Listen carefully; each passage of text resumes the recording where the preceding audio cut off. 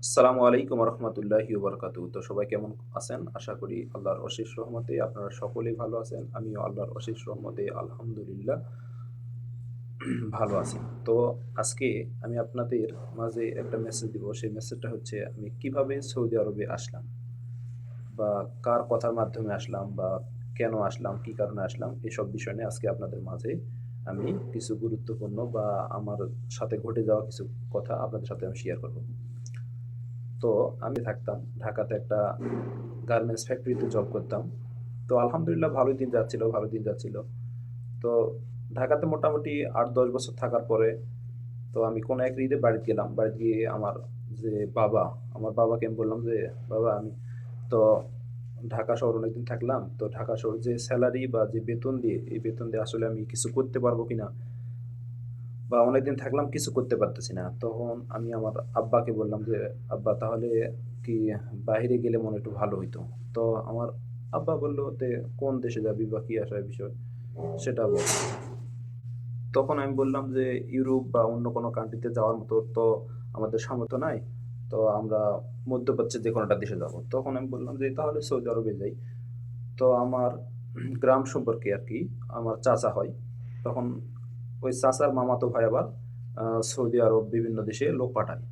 তখন আমার আব্বাকে আমি বললাম, আব্বা তখন তাকে প্রস্তাব দিল যে, "এই ঘটনা আমার ছেলেটা তো বাইরে যেতে চাচ্ছে, তো নেওয়া যাবে কিনা?"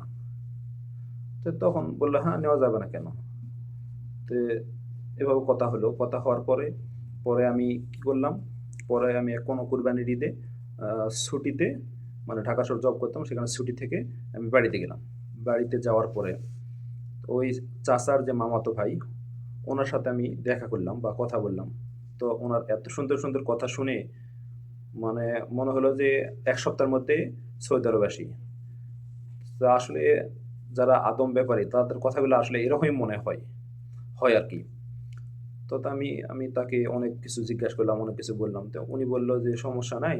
আমি লোক পাঠাই, রেগুলার লোক পাঠাই।" তো আমি যাচাই করে আবার দেখলাম যে উনার মাধ্যমে সৌদি আরব ভালো একটা কোম্পানিতে একজন লোক পাঠিয়েছে কয়েকদিন আগে। তো আমি কোনো দ্বিধাবোধ না করেই উনার সাথে আমি কথা বললাম, উনার সাথে সবকিছু ডিটেইলস বললাম। তো উনি সবকিছু মোটামুটি ভালোই বলল। তো ভালোই বলল। তো ভালো বলার পর মোটামুটি আমার ছুটি শেষ। তখন আমি ঢাকা চলে গেলাম। ঢাকা গিয়ে আমার আগে পাসপোর্ট করা ছিল। সেই পাসপোর্টটার আমার মেয়াদ চলে গেছে। তো সেই ক্ষেত্রে আমি আবার নতুন করে পাসপোর্ট বানাই। তো বানানোর পর তার সাথে যোগাযোগ করি। যোগাযোগ করার পরে সে এক পর্যায়ে আমার সবকিছু ওকে করল। সবকিছু ওকে করল।